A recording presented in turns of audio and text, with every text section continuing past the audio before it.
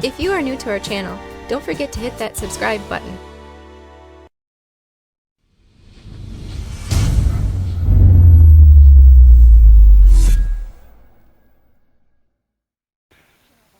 Welcome to the Wisconsin Vegetable Gardener. I'm Joy Baird. Well, it's time to harvest the garlic.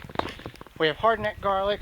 A couple of weeks ago, I removed the scapes on the garlic. I've got garlic here, and then I also have garlic at the other end. And for a fun little reference, this is a garlic plant that it's been years and years since we planted garlic in this area of the garden, or it got moved or something. Anyway, it's going to seed, and this is what garlic looks like when it goes to seed and you don't cut the scapes off on the hardneck garlic. It's going to open up like a leek or an onion and have a massive flower and have hundreds of seeds. Those are going to drop, and I'm just going to let them be. But that is what a garlic plant looks like. And when left alone like that, each year that cluster, that bulb will regrow, and the cloves will continue to get smaller and smaller because they're compact. That's why when we plant it per clove, we give it plenty of space in order to get large bulbs. Now, I've heard and I've talked to people in which they've saved old garlic, and it took 4 or 5 years in order to get that small clove replant in order to save a variety to get large bulbs that have large cloves in them.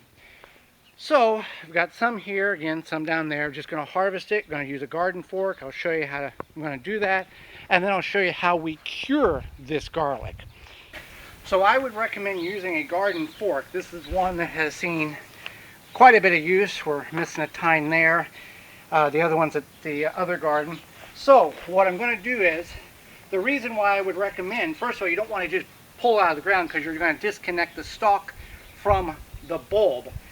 And the reason why I would use a garden fork is it helps kind of fall some of that soil through the tines, and you just lift it up.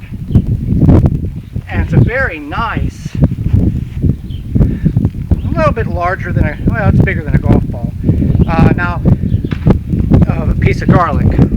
That is the biggest one so far. You can see the size of my hand there. So this is hardneck garlic, multiple varieties. I'm not sure what we have here. It's Spanish Rojo, German Hardy, Purple Galaxy, Georgia Crystal, and they all could be the same variety. I don't know. We don't specifically say, well, this row is this row. So what I'm going to do is I'm going to dig the rest of these up and show you what I've got in this batch, and then we'll go to the other side.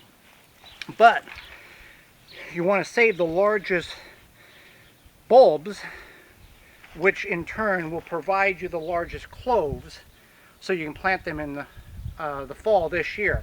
These are planted middle of October last year, and now we're in the middle portions of July harvesting. So they do take some real estate, but it is very simplistic to grow, and you could also put them in a flower bed alongside the house. You don't have to designate a specific growing area for garlic. So those are some very large cloves. Here's a reference to a Samsung Galaxy, I don't know what his phone, but it takes up most of the phone. That takes up that's the largest clove of that group, or largest bulb. Very large garlic specimens there. So very pleased with that, and that's not bad. That's an average one, but very nice, large, palm size, kind of close to maybe baseball size there, if you want to kind of reference that. All right, let's go to the other end of the garden and see if that is as well established as. Here is the remaining garlic and the weeds here. Much smaller in stature than in the raised bed. Now, disclaimer, the garlic in these two locations, this is the second year in which they've been growing these locations. So there's a lot more nutrient richment in that soil up there than there is here. So we're going to dig them up and see what we come up with. Now, not saying you can't grow it in the same spot 2 years in a row, but we're going to see what it does look like.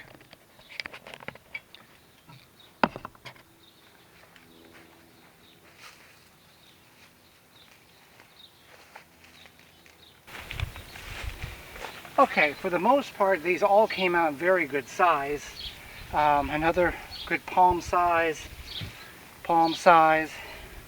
There's some smaller ones in here. You know, those two would equate to one of these type of thing. Very, very good, very pretty looking garlic. Now, you may say, well, I'll just leave it in the ground until I need it. Well, as the plant dies down, the stem's going to get weaker and it's going to fall over.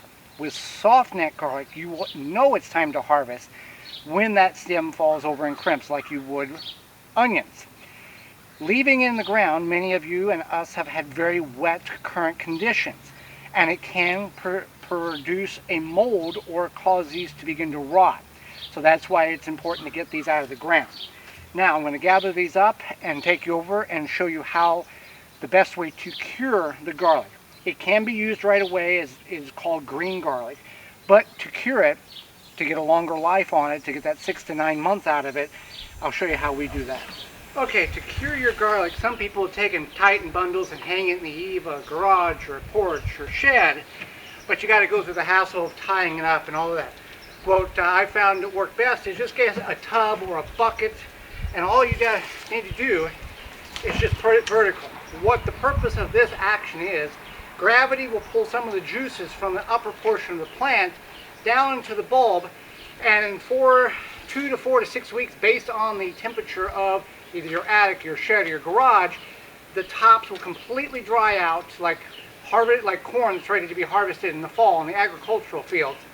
And then you can go in and trim the roots off and go 2 or 3 inches up the stalk, up the stem, and you can keep it in a cool, dry place for 6, 7, 8, 9 months, and it will be very good garlic. If you've never grown garlic before, you can get some at your local farmer's market at this time of year, and you can hold on to it and plant it in the fall.